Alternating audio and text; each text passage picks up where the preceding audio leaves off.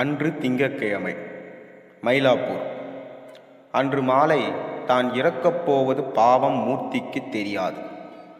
மூர்த்தி காலையிலேயே எப்பொழுதும் போல் சுறுசுறுப்பாக எழுந்து 9 மணி அலுவலகத்துக்கு கிளம்ப தயாரானான். மனைவி மற்றும் ஒரே மகளை நேற்றுதான் ஒரு திருமணத்திற்காக ஸ்ரீரங்கம் அனுப்பி வைத்திருந்தான்.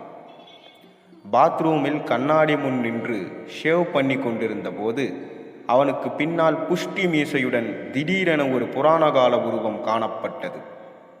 அதிர்ச்சியுடன் திரும்பி பார்த்தான். பயப்படாதே, நான் தான் யமன். மிஸ்டர் மூர்த்தி, இன்றுடன் உன்னுடைய பூலோக நாட்கள் முடிவுக்கு வருகிறது. என்னுடைய சென்னை லிஸ்டில் முதல் ஆளாக நீதான் இப்போது இருக்கிறாய். மூர்த்தி யமனை கையெடுத்து கும்பிட்டு, நான் அதற்கு இன்னும் ரெடியாகவில்லை யமதர்மராஜா, என்னை தயை கூர்ந்து விட்டுவிடுங்கள் என்றான். நான் வெறும் யமன்தான். மனித ஜாதிகள்தான் என்னை ஐஸ் வைக்க தர்மராஜா என்கின்ற அடைமொழியை சேர்த்து கொண்டார்கள். சரி, போகட்டும். உன்னுடைய கடைசி ஆசை என்ன? தயங்காமல் கேள். மூர்த்தி உடனே சற்று நிதானமாக யோசித்தான். என்னை மதித்து இவ்வளவு தூரம் வந்துள்ளீர்கள். என்னுடன் ஒரு கப் சூடாக ஒரு காப்பி சாப்பிட வேண்டும். அதுதான் என் கடைசி ஆசை. என்ன? தயங்காமல் கேள். மூர்த்தி உடனே சற்று நிதானமாக யோசித்தான். என்னை மதித்து இவ்வளவு தூரம் வந்தீர்கள். என்னுடன் ஒரு கப் காப்பி சூடாக சாப்பிட வேண்டும். அதுதான் என் கடைசி ஆசை. செய்வீர்களா? பூ, இவ்வளவுதானா? சரி, இப்பவே உன் கையால் ஸ்ட்ராங்காக காப்பி போட்டு கொடு.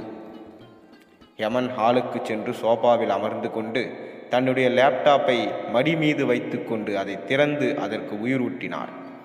மூர்த்தி சமையலறையில் நுழைந்து காப்பி போட்டுக்கொண்டே யோசித்தான். அப்போது நல்ல ஐடியா ஒன்று அவனுக்கு தோன்றியது. இமெயிலில் யமனிடம் பிரம்மா நிறைய கேள்விகள் கேட்டிருந்தார். சென்னையின் இந்த வருட இறப்பு டார்கெட் எவ்வளவு? அதில் கொரோனாவால் எத்தனை பேர்? கொரோனா என்கின்ற பயத்திலும் பீதியிலும் எத்தனை பேர்? டெல்டா பிளஸ் பீதியில் எத்தனை? விபத்தில் எத்தனை? தற்கொலைகள் எத்தனை? ஆண்கள், பெண்கள், குழந்தைகள் எத்தனை? மற்ற விதமான இறப்புகள் எத்தனை? மெயிலை படித்த யமன், ஆமா, இவருக்கு வேற வேலை இல்லை என்று முணுமுணுங்கிக் கொண்டார். அப்போது மூர்த்தி ஆவி பறக்கும் 2 கப் காபிகளை எடுத்துக்கொண்டு யமன் முன்னால் வந்து அமர்ந்தான். ஃபில்டர் காபி வாசனை மூக்கை துளைத்தது.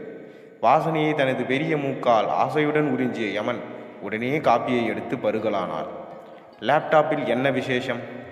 யமன் சார், பிரம்மாவுக்கு எப்போதும் டேட்டா கொடுத்து கொண்டே இருக்க வேண்டும். சென்னையில் இந்த வருட இறப்பு மொத்தம் எத்தனை பேர் என்று கேட்டு அதற்கான டீட்டெயில்ஸ் கேட்டு என் உயிரை வாங்குகிறார். லேப்டாப்பை திருப்பி வைத்து மூர்த்திக்கு தன்னுடைய டேட்டா பேஸை காண்பித்தார். அதில் மூர்த்தியின் பெயர் முதலில் காணப்பட்டது. யமன் திடீரென கொட்டாவி மேல் கொட்டாவி விட்டார். அப்படியே சோபாவில் சரிந்து தூங்க ஆரம்பித்தார். மூர்த்தி தன்னுடைய சொனாட்டா தூக்க மாத்திரை நன்கு வேலை செய்ய ஆரம்பித்து விட்டதை உணர்ந்து கொண்டான். எப்படியும் யமன் எந்திரிக்க குறைந்தபட்சம் 1 மணி நேரம் ஆகும். லேப்டாப்பை அருகில் எடுத்து வைத்து கொண்டு அதை மெதுவாக ஆராய்ந்தான். 2021 மட்டும் மொத்தம் 9600 இறப்புகள் காணப்பட்டன. மாதாந்திர டீட்டெயில்ஸ் இருந்தது. அதில் அப்போதுக்கு முதலில் காணப்பட்ட தன்னுடைய பெயரை நீக்கிவிட்டு டிசம்பர் 31ஆம் தேதிக்கு கடைசியாக இறப்பதாக தன்னுடைய பெயரை சொருகினான். எனவே மொத்த இறப்பு தொகை அதே 9600 தான். யமனுக்கு தன் மீது சந்தேகம் வராது என்று நினைத்து சந்தோஷமடைந்தான். உடனே மறக்காமல் தன்னுடைய மேனேஜருக்கு ஃபோன் செய்து 1/2 நாள் லீவு சொன்னான். 1.5 மணி நேரம் கழித்து எழுந்து கொண்ட யமன், ஐ ஆம் சாரி மிஸ்டர் மூர்த்தி, மிகுந்த அசதியில் நான் சற்று தூங்கிவிட்டேன். இந்த கொரோனா பீரியடில் எனக்கும் வேலை அதிகம். உன்னுடைய நல்ல ஃபில்டர் காப்பி என்னுடைய நன்றிகள். உன்னுடைய மனைவியிடம் மகளிடம் ஆசை தீர இப்போதே பேசிக்கொள். கவலைப்படாதே. இறப்பு என்பது எல்லா உயிரினங்களுக்கும் பொதுவானது தான். சிலர் முன்னே, சிலர் பின்னே, அவ்வளவுதான். வரட்டுமா? தோளில் லேப்டாப்பை மாட்டிக்கொண்டு உடனே அங்கிருந்து யமன் மறைந்து விட்டார். மூர்த்திக்கு ஒரு பக்கம் வருத்தமாக இருந்தாலும் தன்னுடைய புத்திசாலித்தனத்தால் அடுத்த 6 மாத கால அவகாசம் கிடைக்கிறதே என்று சந்தோஷமடைந்தான். இறப்பிற்காக தன்னை பொருளாதார ரீதியாக வைத்துக்கொள்ள நிறைய இன்சூரன்ஸுகள் எடுத்துக்கொள்ள முடிவெடுத்தான். யமன் மேகங்களுக்கிடையில் வேகமாக பயணித்து தன்னுடைய அலுவலகம் அடைந்தார். விஷ்ணுவுக்கு உடனே டேட்டா அனுப்பியாக வேண்டுமே. மூர்த்தி போட்டு கொடுத்த அருமையான காப்பி நாக்கில் ஒட்டிக்கொண்டு காப்பியின் வாசனை இன்னமும் அவரது நாசிகளை துளைத்தது. அவன் மீது சற்று இரக்கம் ஏற்பட்டது. பாவம், நல்ல பையன், மனைவி மற்றும் ஒரு பெண் குழந்தை வேறு. அப்போதுதான் திடீரென அவனுக்கு ஒரு நல்ல எண்ணம் தோன்றியது. விஷ்ணுவிற்கு எண்ணிக்கைதான் சரியாக இருக்க வேண்டுமே தவிர யார் யார் என்கின்ற பெயர்கள் முக்கியமல்ல. லேப்டாப்பை எடுத்து வைத்து கொண்டு திறந்தார். அன்று இறக்க வேண்டிய முதல் 5 நபர்களில் முதல் பெயரை நீக்கிவிட்டு 2வது பெயரிலிருந்து 4 பெயர்களை அப்படியே முன்னேற்றி வைத்து கொண்டு 2021 வருட கடைசியில் இருக்கும் பெயரை எடுத்து 5வதாக சொருகினார். அவ்வளவுதான். அலுவலகத்தில் வேலை செய்து கொண்டிருந்த மூர்த்தி மாலை 4 மணி வாக்கில் மார்பை இறுகி பிடித்து கொண்டு வலிக்கிறது என்று கதறினான்.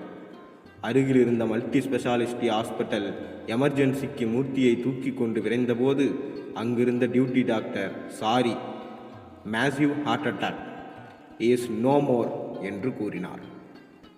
இந்த கதையிலிருந்து நமக்கு தெரிந்தது என்னவென்றால், எது நடக்கிறதோ அது நன்றாகவே நடக்கும். அனைத்தும் நடப்பவை நன்றதாகவே நடக்கும். நாம் எதையும் மாற்ற நினைத்தாலும் எதுவும் மாறாது. நம் தலையில் என்ன எழுதியதோ அதுவே நடக்கும். நல்லதே நினையுங்கள், நல்லதே நடக்கும். நன்றி, வணக்கம். இந்த கதை பிடித்திருந்தால் மறக்காமல் ஒரு லைக் பண்ணிவிட்டு சப்ஸ்கிரைப் பண்ணுங்கள். நாளை உங்களை சந்திக்கிறேன்.